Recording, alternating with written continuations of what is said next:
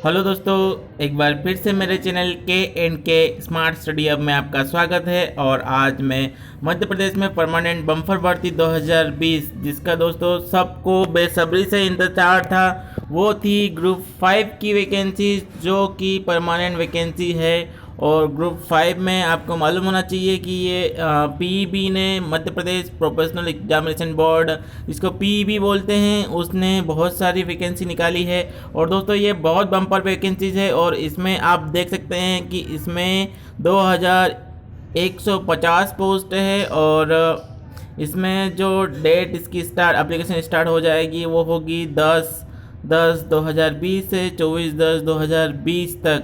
तो दोस्तों इसमें समय कम है और इसमें फॉर्म ज़रूर भरें। और ये परमानेंट वैकेंसी है तो मैं आपको नोटिफिकेशन पे ले जा रहा हूँ। और नोटिफिकेशन पे ले जाने से पहले आपसे फिर से एक बार रिक्वेस्ट है, मेरे चैनल को लाइक करिएगा, शेयर करिएगा, सब्सक्राइब करिएगा, ठीक है दोस्तों। और इसकी लिंक मेरे डिस्क्रिप्शन बॉक्स में मिल जाएगी, वहाँ से आप डाउनलोड कर सकते हैं।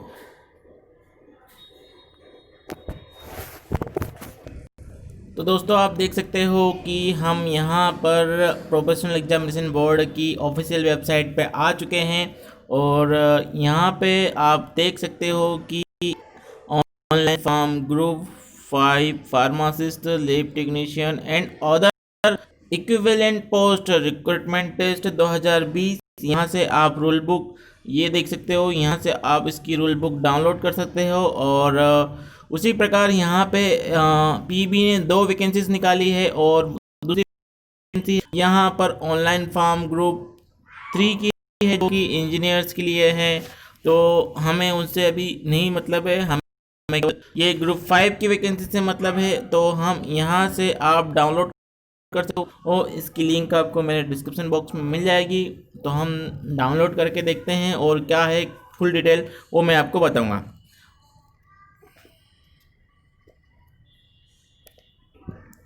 तो दोस्तों आप देख सकते हो ये डाउनलोड हो चुका है। और यहाँ पे देख सकते हो ग्रुप 5 के अंतर्गत staff nurse, lab technician, pharmacist grade 2 steward व अन्य पदों की भर्ती हेतु संयुक्त भर्ती परीक्षा 2020। और ये इसकी नियम पुस्तिका है और इसमें हम देखते हैं क्या क्या है। इसमें देख सकते हो कि आवेदन भरने की प्रारंभ तिथि जो है वो 10/10/2020 से स्टार्ट होकर अंतिम तिथि 24/10/2020 है। और उसकी संशोधन करने की प्रारंभ तिथि 10/10/2020 से लेके 29/10/2020 तक है। संशोधन मतलब दोस्तों अगर किसी से कोई गलती हो जाती है तो वह इसे डबल से एडिट कर सकता है।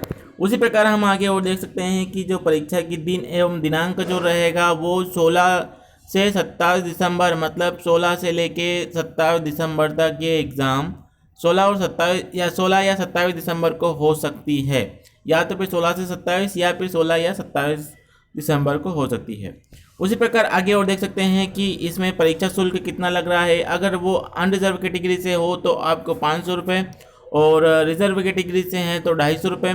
उसके अलावा कुछ पोर्टल चार्ज लगते हैं और 60 रुपये और 20 रुपये पोर्टल चार्ज जैसे लग रहा है। और उसके बाद इसमें देख सकते हो कि जो एग्ज़ाम रहेगी वो कैसे रहेगी, 16 और 27 दिसंबर को रहेगी।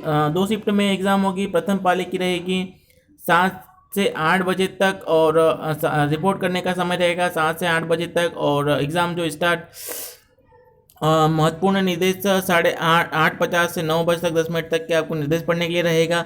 और आपकी जो एग्ज़ाम फाइनल एग्ज़ाम स्टार्ट हो जाएगी वो 9 से 11 बजे तक, करीबन 2 घंटे के एग्ज़ाम है। बट आपको रिपोर्ट वहाँ पे 7 बजे करना पड़ेगा। उसके बाद आप देख सकते हैं कि सेकंड जो द्वितीय पाली रहेगी, सेकंड शिफ्ट रहेगी, वो 1 बजे आपको रिपोर्ट करना रहेगा और फाइनल एग्ज़ाम स्टार्ट हो जाएगी 3 से 5 बजे तक।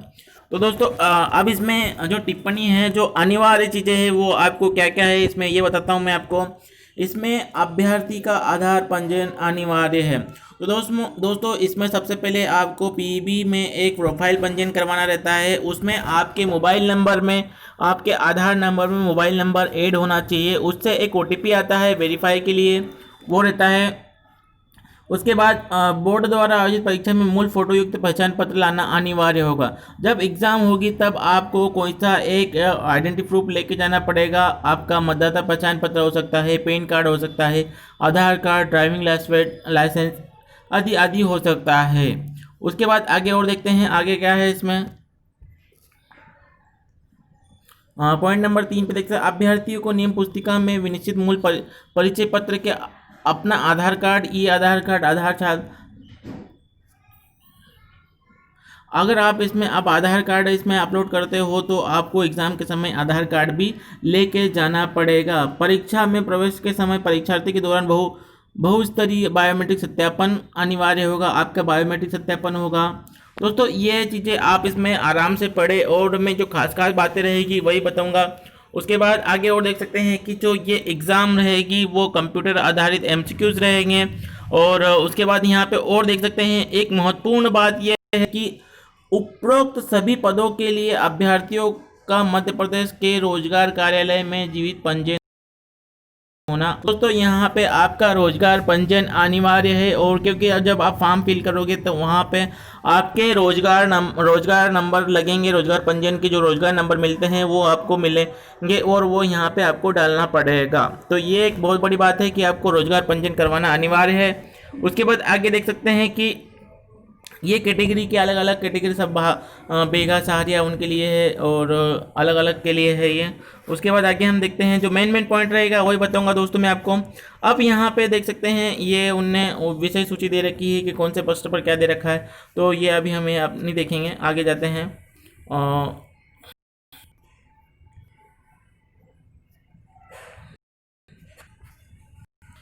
अच्छे से पढ़े दोस्तों, और पढ़ने के बाद ही वैसे कोई पढ़ने की बात नहीं है इसमें।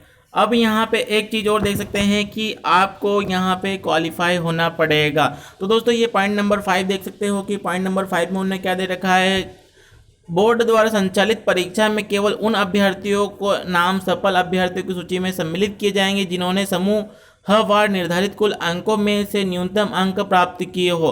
तो दोस्तों यहाँ पे उनने क्वालिफाइंग मार्क डिसाइड कर रखे हैं। अगर आप अनरिजर्व कैटेगरी से आते हो तो कम से कम आपको 50% मतलब कम से कम 100 में से 50 मार्क लाना पड़ेगा। और अगर आप रिजर्व कैटेगरी से आते हो तो आपको 40 मार्क लेके आना पड़ेगा, मतलब आपको 100 में से 40 और अनरिजर्व कैटेगरी को 50 मार्क लेके आना पड़ेगा, तो ये आप क्वालिफाई माने जाओगे। या फिर अगर इतने नंबर नहीं लेके आते हो तो आप डिसक्वालीफाई हो जाओगे। उसके बाद आगे और देख सकते हैं जो खास पॉइंट रहेगा वही बताऊंगा मैं आपको। अब इस परीक्षा को समूह 5 या ग्रुप 5 बोलते हैं। ग्रुप 5 के अंतर्गत staff nurse, lab technician, pharmacist, grade 2 steward व अन्य पदों की भर्ती हेतु संयुक्त भर्ती परीक्षा, और ये जो कैटेगरी आती है वो तृतीय श्रेणी के अंतर्गत आती है। परीक्षा का आयोजन उक्त कंडिका 7 में उल्लेखित समूह 5 की लिखित परीक्षा विभिन्न विभागों के बोर्ड द्वारा अंतिम रूप प्रदान किए गए पाठ्यक्रम के आधार पर प्रत्येक संवर्ग पद के लिए आयोजित की जाएगी। आप दोस्तों इसमें अगर एक एग्जाम दोगे तो अब एक से अधिक पदों के लिए फॉर्म अप्लाई कर सकते हो। तो आप अगर आपके पास अन्य योग्यता है तो आप इसमें आप फॉर्म जरूर भरें। कि ऐसा नहीं है कि अगर आप स्टाफ नर्स हो तो आप उसी के लिए अप्लाई करो, आप एक से अधिक पदों के लिए भी अप्लाई कर सकते हैं। उसके बाद आगे तक देख सकते हैं कि इसका ऑनलाइन परीक्षा पद्धति के लिए सिलेबस क्या रहेगा। तो इसमें जो मेन टॉपिक रहेंगे वो क्या रहेगा, ग्रुप 5 के लिए रहेगा प्रश्न पत्र 1 रहेगा, और उस जो क्वेश्चन रहेंगे वो कुल अंक रहेंगे वो 100 अंक रहेंगे। और इसमें आप देख सकते हो कि इसमें जीके रहेगा, सामान्य हिंदी रहेगा, सामान्य इंग्लिश रहेगा, सामान्य गणित, सामान्य विज्ञान, सामान्य अभिरुचि, रीजनिंग रहेगी। उसके बाद आपका जो ट्रेड रहता है, आप जिस भी ट्रेड से भर रहे हो, ट्रेड मतलब अगर आप स्टाफ नर्स हो तो स्टाफ नर्स, लैब टेक्नीशियन तो लैब टेक्नीशियन, फिजियोथेरेपिस्ट हो तो फिजियोथेरेपिस्ट, फार्मासिस्ट हो तो फार्मासिस्ट, और जो कुल क्वेश्चन रहेंगे वो 100 रहेंगे और कुल मार्क भी 100 रहेंगे। उसके आगे और देख सकते हैं कि इसमें योग्यताओं के बारे में बताया गया है। तो आपकी अलग अलग योग्यताओं के लिए अलग अलग उनने आपके ट्रेड के हिसाब से आपकी योग्यता रहेगी। बट आपका कम से कम 10+2 हायर सेकेंडरी होना चाहिए, और जो भी आपका ट्रेड है उसमें आपका डिप्लोमा होना चाहिए और आपका पंजीयन होना चाहिए। आगे देख सकते हैं आयु सीमा के बारे में। आयु सीमा क्या रखी गई है यहाँ पे, जो 9.3 वाला है, उन समस्त पदों के लिए जिनके लिए बोर्ड संयुक्त कनिष्ठ सेवा अर्हता परीक्षा आयोजित कर रहा है। न्यूनतम आयु 18 वर्ष है। मिनिमम आपकी 18 ईयर्स मतलब कम से कम 18 वर्ष होना चाहिए और अधिकतम जो रहेगी वो 40 वर्ष रहेगी। उसके बाद जो रिजर्व कैटेगरी के कैंडिडेट रहते हैं उनको थोड़ा सा आयु में छूट रहती है, और रिजर्व कैटेगरी की महिलाओं के लिए जो शासकीय कार्यरत सेवाओं महिलाओं के लिए कम से कम 45 ईयर की इसमें योग्य मतलब आयु की छूट दे रखी है। अब इसमें अलग अलग कैटेगरी के लिए अलग अलग किस प्रकार की आयु छूट दे रखी है। तो अगर आप खुली भर्ती में फॉर्म भरते हो और रिजर्व में भरते हो तो 18 से 40 वर्ष, और आप रिजर्व कैटेगरी से डालते हो तो 18 से 45 वर्ष तक आप इसमें अप्लाई कर सकते हो। और इसमें जैसे कई जैसे अनरिजर्व कैटेगरी में भी जो महिला है नगर सैनिक या कर्मचारियों की महिला है वो इसमें फॉर्म भर सकते हैं। एक बात और इन्हें टॉपिक दे रहा है कि सभी पदों के लिए मध्य प्रदेश राज्य के रोजगार कार्यालय में जीवित पंजीयन होना अनिवार्य है दोस्तों। उसके बाद आगे और देखते हैं आगे क्या है इसमें।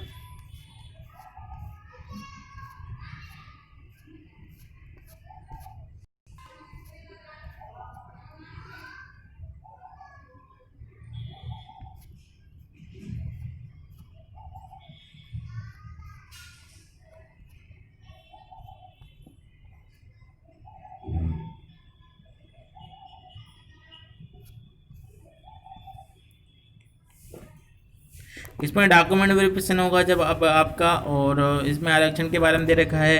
आरक्षण जो दे रखा है वो अगर आप एसटी कैटेगरी से हो तो 20% आरक्षण, और एससी कैटेगरी से तो 16% आरक्षण, और अन्य पिछड़ा वर्ग से 27%, और आर्थिक जो ईडब्ल्यूएस वाले उनको 10% आरक्षण दे रखा है। तो दोस्तों एक इसमें बहुत बड़ी बात आई है कि जो ओबीसी कैटेगरी के हैं उनको इसमें 27% आरक्षण दे रखा है। और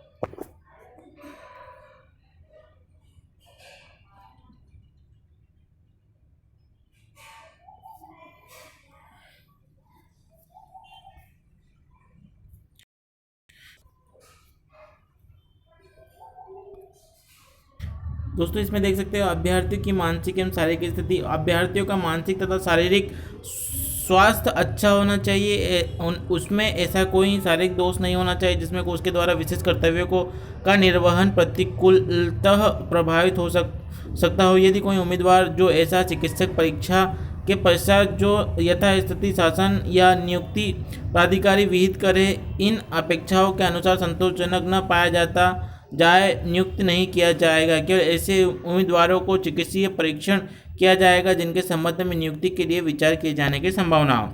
उसके बाद अगर आपका आवेदन क्यों रिजेक्ट हो सकता है, पॉइंट नंबर 21 पे देख सकते हो आपका आवेदन रिजेक्ट हो सकता है अगर ऐसे आवेदन जो अपूर्ण हो, जो विहित प्रारूप में नहीं है या जिनके साथ परीक्षा शुल्क नहीं है रद्द कर दिए जाएंगे तथा मंडल का विनिश्चय अंतिम होगा। दोस्तों आपके डॉक्यूमेंट आप मतलब जब एप्लीकेशन फिल करो तो आप अच्छे से ज़रा चेक करके फिल करें। कई बार क्या होता है जो सिस्टम या कंप्यूटर साइबर वाले होते हैं वो जल्दी में कुछ गलतियां कर देते हैं और उसका हमें भुगतान करना पड़ता है। तो आपके साथ ऐसा कुछ नहीं हो तो आप सबसे पहले उससे चेक करें जिसके बाद ही सबमिट करें। अगर आप यहाँ पे आरक्षण का दावा करते हैं तो आपको वहाँ पर अगर आप आरक्षण कर लेना चाहते हैं तो आपको आपकी कैटेगरी का जो कैटेगरी सर्टिफिकेट जो जाति प्रमाण पत्र रहता है वो आपको यहाँ पे लगाना पड़ेगा, जो कि एक प्राधिकारी द्वारा जो जारी करा रहता है वही इसमें मान्य रहेगा। आगे और देख सकते हैं। अब जो महत्वपूर्ण बात आती है दोस्तों वो ये है अध्याय और विभागवार रिक्त पदों की संख्या। तो दोस्तों यहाँ पे आप देख सकते हो कि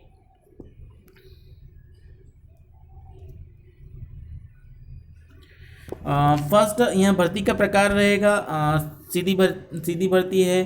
कहाँ पे भर्ती हो रही है, पोस्ट कोड रहेगा और पद रहेंगे। यहाँ कैटेगरी वाइज कितने कितने पद है और ये क्या कौन से पद की स्थिति क्या रही, कार्यपालिका कार्यपालिक। तो दोस्तों आप यहाँ पे देख सकते हैं कि जो पहली भर्ती है वो सीधी भर्ती है और अधिष्ठता नेताजी सुभाष चंद्र बोस मेडिकल कॉलेज जबलपुर के लिए है और ये अलग अलग पोस्ट कोड है। तो पोस्ट कोड यहाँ पे स्टाफ नर्स का आप देख सकते हो कि जो स्टाफ नर्स की जो पोस्ट कोड आ रही है वो 1 है और ये पद का नाम है स्टाफ नर्स। और अनरिजर्व कैटेगरी की बात करें तो यहाँ पर जो है 140 पोस्ट है और EWS की 40 पोस्ट है और SC कैटेगरी की बात करें तो 24 पोस्ट है, ST कैटेगरी की बात करें तो 37 पोस्ट है, OBC की बात करें तो 21 है और जो टोटल पोस्ट रहेगी वो रहेगी 262 पोस्ट, जहाँ पे ये मेडिकल कॉलेज जबलपुर के लिए है इतनी पोस्ट। उसके बाद हम देख सकते हैं कि जो सेकंड पोस्ट है रेडियोथेरेपी टेक्नीशियन की है, जो अनरिजर्व कैटेगरी की 24 पोस्ट है, EWS की 3 पोस्ट है और SC की 8 पोस्ट है, ST की 7 पोस्ट है, अन्य पिछड़ा वर्ग की 6 पोस्ट है और टोटल पोस्ट रहेगी जो 48 पोस्ट रहेगी। उसके बाद आगे देख सकते हैं आर्थो टेक्नीशियन की है, टोटल 1 पोस्ट है और जो कि अनरिजर्व है। उसके बाद रिसेप्शनिस्ट की जो 1 पोस्ट है जो भी अनरिजर्व है, फार्मासिस्ट ग्रेड 2 की पोस्ट है और यहाँ पर अनरिजर्व कैटेगरी में 5 है और EWS की 1 है और अन्य पिछड़ा वर्ग की 1 पोस्ट है, टोटल मिला के ये 7 पोस्ट होती है। उसी प्रकार OT असिस्टेंट की 1 पोस्ट है जो अनरिजर्व कैटेगरी के अंतर्गत आती है और डार्क रूम असिस्टेंट की 3 पोस्ट है जो एक अनरिजर्व है, एक EWS की है और एक OBC की आ रही है। उसी प्रकार आगे और देख सकते हैं कि OT अटेंडेंट की जो पोस्ट है वो 9 पोस्ट अनरिजर्व की 9 है, EWS की 1 है और SC की 3 है, ST की 2 है और OBC की 1 पोस्ट, टोटल 16 पोस्ट आ रही है। अब लेब अटेंडेंट की यहाँ पे देख सकते हैं 39 जनरल कैटेगरी में आती है और 6 पोस्ट जो EWS की है, 7 SC की है, 2 ST की है और 8 जो है OBC की है और टोटल 62 पोस्ट आ रही है। सॉरी OT टेक्नीशियन की दोस्तों ये यहाँ पे आ गई है रीवा मेडिकल कॉलेज के लिए है। और उसके बाद हम देख सकते हैं कि जो रीवा मेडिकल कॉलेज की है यहाँ पे और एनेस्थीसिया टेक्नीशियन की टोटल अनरिजर्व है और 2 पोस्ट है जो अनरिजर्व कैटेगरी से हैं। कार्डियोथेरेसिक टेक्नीशियन की 2 पोस्ट अनरिजर्व कैटेगरी से हैं। ECG टेक्नीशियन की है जो 2 पोस्ट हैं अनरिजर्व कैटेगरी से। डायलिसिस टेक्नीशियन की 3 पोस्ट अनरिजर्व कैटेगरी से आती है और 1 पोस्ट जो है वो है ST से आ रही है दोस्तों। अब उसके बाद आगे देख सकते हैं कि एक्सरे टेक्नीशियन की जो टोटल 2 अनरिजर्व कैटेगरी से हैं और 1 पोस्ट जो SC कैटेगरी से हैं, टोटल पोस्ट 3 है और रेडियोग्राफर की 2 पोस्ट अनरिजर्व कैटेगरी से है दोस्तों। उसके बाद आगे और देख सकते हैं कि जो शासकीय दंत चिकित्सालय इंदौर है वहाँ के लिए डेंटल हाइजीनिस्ट की टोटल 2 पोस्ट अनरिजर्व कैटेगरी से है और 1 SC कैटेगरी से, टोटल 3 पोस्ट है। डेंटल मैकेनिक 1 पोस्ट है जो SC कैटेगरी से, सॉरी 3 पोस्ट है जिनमें 1 SC के है, 1 अनरिजर्व है और 1 OBC की पोस्ट है। उसके बाद रेडियोग्राफर की टोटल 2 पोस्ट है जो अनरिजर्व कैटेगरी से है। लैब टेक्नीशियन के 1 पोस्ट है। उसके बाद अलग अलग यहाँ पे आप देख सकते हो दोस्तों अलग अलग पोस्ट है, बहुत सारी पोस्टेज हैं। तो मैं आपको एक फाइनल पोस्ट पे लेके जाऊँगा और अलग अलग जगह पर अलग अलग स्टाफ नर्स की वैकेंसीज निकाली गई है।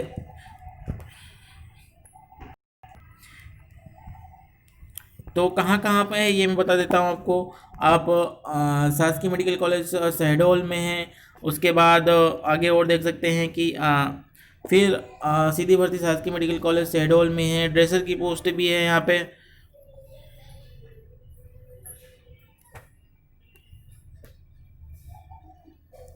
फिर भोपाल के लिए है और फिर भोपाल के लिए है, विदिशा के लिए है, फिर विदिशा के लिए, इंदौर के लिए जो बीमा हॉस्पिटल है उसके लिए, रतलाम के लिए है, फिर रतलाम के लिए है। तो दोस्तों आप देख सकते हो कि जो टोटल पोस्ट हो रही है वो इतनी पोस्ट हो रही है जो कि 2150 पोस्ट है और बहुत अच्छी पोस्ट निकाली है और बहुत ही अच्छा हुआ है। तो यहाँ पे आप देख सकते हो कि टोटल पोस्ट कितनी कितनी आएगी। संविदा कर्मी हेतु आरक्षित अब इसमें जो टोटल पोस्ट है स्टाफ नर्स की अगर बात करें तो स्टाफ जो पोस्ट आ रही है वो 525 पोस्ट है, जिसमें से 474 जो पोस्ट है वो स्टाफ नर्स के लिए सीधी भर्ती है, और जो 51 पोस्ट है जो संविदा कर्मी जो ऑलरेडी संविदा पर स्टाफ नर्स की पोस्ट पे है उनके लिए आरक्षित हैं। उसके बाद यहाँ पे पुरुष स्टाफ नर्स की बात करें तो पुरुष स्टाफ नर्स में देखेंगे कि पुरुष स्टाफ नर्स की बात करें तो 178 सीधी भर्ती है, और 44 जो पोस्ट है वो संविदा जो स्टाफ नर्स पे काम कर रही है उनके लिए हैं। और जो टोटल स्टाफ नर्स की बात पुरुष में बात करें तो वो है 222 पोस्ट। उसके बाद आगे और देख सकते हैं कि ईसीजी टेक्नीशियन की टोटल 5 पोस्ट है और ये सीधी भर्ती है, और रेडियोग्राफिक टेक्नीशियन की है 188 जो पोस्ट है वो सीधी भर्ती पर है, और 45 पोस्ट है वो संविदा आधार पर जो पहले से काम कर रहे हैं उनके लिए है, और 233 टोटल पोस्ट हो रही है। लैब अटेंडेंट की 139 मतलब 139 पोस्ट है और सीधी भर्ती पर, और 16 संविदा पर कर रहे उनके लिए हैं, और टोटल 155 पोस्ट हैं। रेडियो थेरेपी टेक्नीशियन की 48 पोस्ट है। लैब टेक्नीशियन की 347 पोस्ट है। वैसे करके अलग अलग टोटल पोस्ट है दोस्तों, और ये जो टोटल हो रही है तो यहाँ पे आप देख सकते हो कि जो 1837 जो पोस्ट है वो खुली भर्ती है, मतलब इसमें सीधी भर्ती होगी, और 313 पोस्ट रहेगी जो संविदा पर ऑलरेडी जॉब कर रहे हैं उनके लिए रिजर्व है, और ऐसे मिला के ये जो टोटल पोस्ट हो रही है 2150 पोस्ट हो रही है दोस्तों। उसके बाद आगे आप यहाँ पे देख सकते हो कि कहाँ पर क्या क्या योग्यता मांगी गई है, और पोस्ट कोड के हिसाब से दे रखा है, अलग अलग जबलपुर के लिए है। तो आप इसमें इसको देखें, और पहले आप इसका फॉर्म भरते समय आप अपना सीरियल नंबर चेक कर ले कि कहाँ पे कितनी पोस्ट है और कैसे फिल करना है। इसके बाद ही आप वहाँ साइबर पे टाइम लगाएगा और जहाँ तहाँ लगा देगा। इससे अच्छा है कि आप पहले एक लिस्ट बना लें, जिसके बाद ही आप वहाँ पे जाए। दोस्तों इसमें 153 पेज है, तो मैं आपको एक एक पॉइंट नहीं बता सकता हूँ, आपको जो मेन पॉइंट रहेगा वही बताऊँगा मैं आपको। इसमें अच्छे से फिल करें। उसके बाद आगे और देख सकते हैं, यहाँ पे देख सकते हो आवेदन भरने की समय अवधि तो प्रारंभ हो जाएगा 10/10 से, और 24/10/2020 तक भराएगा। टोटल 15 दिन फॉर्म भराएगा, और आवेदन में संशोधन करने की 29 तक, और जो 20 दिन संशोधन होगा। और इसमें टाइम भी दे रखा है, और कितने अंक का पेपर रहेगा वो भी दे रखा है। और यहाँ पे देख सकते हैं परीक्षा हिंदी में अंग्रेजी माध्यम के MCQ के प्रश्नों के होंगे, जिसके प्रत्येक प्रश्न के 4 संभावित उत्तर विकल्प होंगे। परीक्षार्थियों को सही उत्तर चुनकर उसे संबंधित गोलेख को कंप्यूटर के माउस की सहायता से काला करना होगा।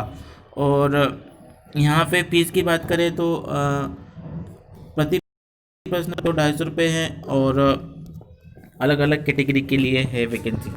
और पोर्टल चार्ज के बाद आवेदन में संशोधन अगर करोगे तो आपको 20 रुपये लगेंगे, और प्रत्येक संशोधन के पोर्टल चार्ज 40 रुपये, ऐसे करके 60 रुपये आपको देना पड़ेगा अगर आप गलती करते हो तो।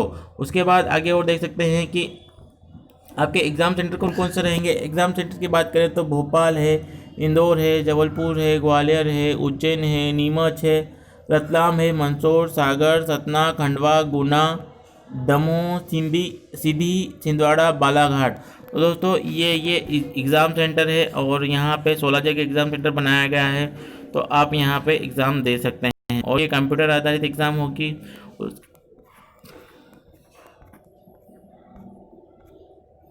अब जो यहाँ पे आपका सिलेबस रहेगा वो रहेगा इस प्रकार। जो टोटल अंक रहेंगे वो 100 नंबर का पेपर रहेगा। उसमें आप सामान्य ज्ञान जीके रहेगा, सामान्य हिंदी रहेगा, सामान्य अंग्रेजी रहेगा, सामान्य गणित रहेगा, सामान्य विज्ञान रहेगा, सामान्य अभिरुचि मतलब यहाँ पे रीजनिंग रहेगी।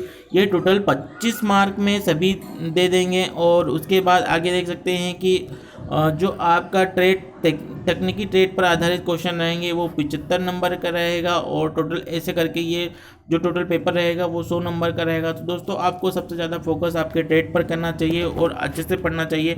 अगर आपको लगता है कि मैं इसकी तैयारी करवाऊँ या इस एग्ज़ाम की तैयारी करवाऊँ तो मुझे कमेंट बॉक्स में करिएगा, मैं आपको इसकी प्रिपरेशन ज़रूर करवाऊँगा। अगर जितनी ज़्यादा कमेंट आएगी उतना ज़्यादा मैं आपको प्रिपरेशन करवाने की कोशिश करूँगा।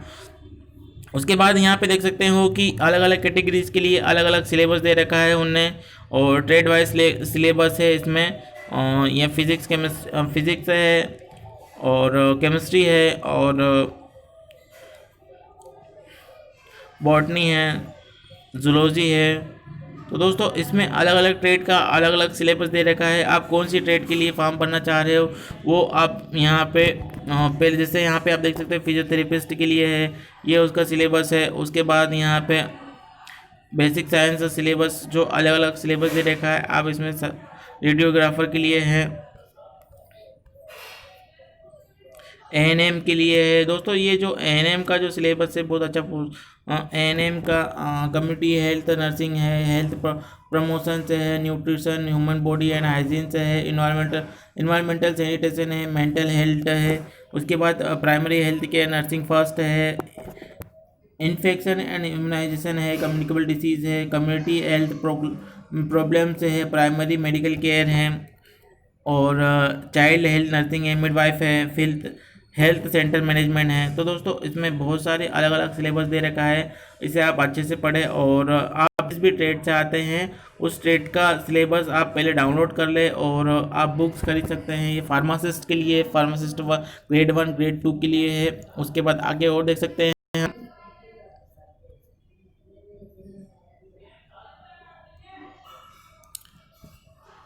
ये लैब टेक्नीशियन के लिए हैं, सिलेबस फॉर एक्सरे टेक्नीशियन और रेडियोग्राफर के लिए है, और ऑडी टेक्नीशियन के लिए हैं, पुरुष नर्स, महिला स्टाफ नर्स, नर्सिंग हेतु पाठ्यक्रम। दोस्तों यहाँ पे ये जो सिलेबस दे रखा है वो स्टाफ नर्स के लिए सिलेबस दे रखा है। यहाँ पे आप देख सकते हैं क्या क्या है, एनाटॉमी एंड फिजियोलॉजी है, और यहाँ पे न्यूट्रिशन एंड बायोकेमिस्ट्री है, और उसके बाद आगे देख सकते हैं माइक्रोबायोलॉजी है, और नर्सिंग फाउंडेशन से है, साइकोलॉजी है, कम्युनिटी हेल्थ नर्सिंग है, मेडिकल सर्जिकल नर्सिंग है, और चाइल्ड हेल्थ नर्सिंग है, मिडवाइफरी एंड ऑब्स्टेट्रिकल नर्सिंग है, मेंटल हेल्थ नर्सिंग है, नर्सिंग रिसर्च एंड स्टैटिक्स है, management of nursing services and education है, और सोशियोलॉजी है, nursing administration and ward management है। उसके बाद ये जो आपका नर्सिंग का सिलेबस है इसे आप अच्छे से पढ़ें। अगर नर्सिंग वाले मुझे कमेंट करते हैं तो मैं नर्सिंग की प्रिपरेशन ज़रूर करवाऊँगा। और 12th वालों के लिए भी इसमें ईसीजी टेक्नीशियन कोर्स है, एनाटॉमी ईसीजी का जो है एनाटॉमी ऑफ हार्ट है, फिर यहाँ पे फिजियोलॉजी है हार्ट की जो रहेगी, फार्माकोलॉजी है, क्लिनिकल कार्डियोलॉजी है। उसके बाद आगे जो ऑर्थोपेडिक टेक्नीशियन जो कोर्स रहेगा उनके लिए है ऑर्थोपेडिक एंड ट्रोमेटोलॉजी है। और उसके बाद आगे देख सकते हैं स्पीच थेरेपिस्ट के लिए जो सिलेबस है,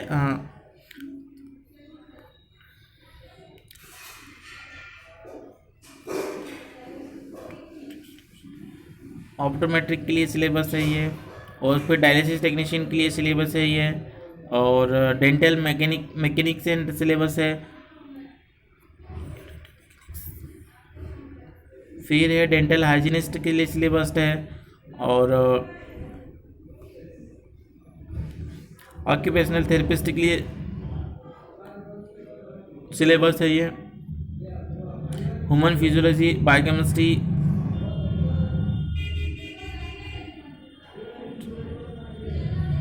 एनेस्थीसिया टेक्नीशियन के लिए सिलेबस है ये, और डेंटल टेक्नीशियन के लिए सिलेबस है,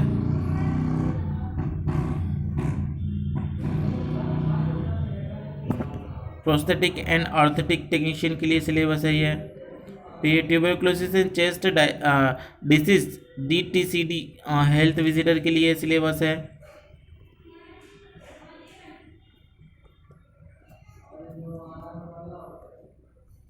syllabus syllabus theory for cardio trek thoracic technician के लिए सिलेबस है ये।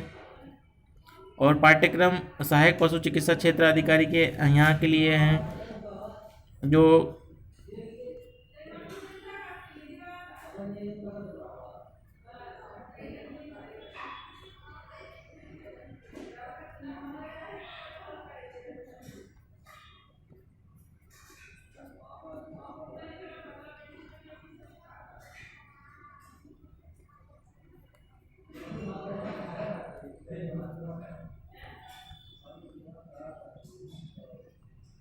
अब यहाँ पे आप देख सकते हो कि दोस्तों ये जो पोस्ट है लैब अटेंडेंट की है, डार्क रूम असिस्टेंट की है, ड्रेसर ग्रेड 2 की है, डिसेक्शन हॉल अटेंडेंस की है, टेक्नीशियन असिस्टेंट की है, टेक्निकल असिस्टेंट की है, ड्रेसर की है, ओटी अटेंडेंस की है, ओटी असिस्टेंट की है। टोटल जो 9 पोस्ट है इनके लिए आपके पास अगर 12th है तो भी आप बायोलॉजी, केमिस्ट्री तथा फिजिक्स में 10+2 स्तर का पाठ्यक्रम रहेगा। इसमें आपको बायोलॉजी रहेगा, केमिस्ट्री रहेगा तथा फिजिक्स रहेगा। तो इनके लिए जो आपका जो सिलेबस रहेगा वो बायोलॉजी का, केमिस्ट्री का तथा फिजिक्स का सिलेबस इसमें रहेगा इन पोस्ट के लिए।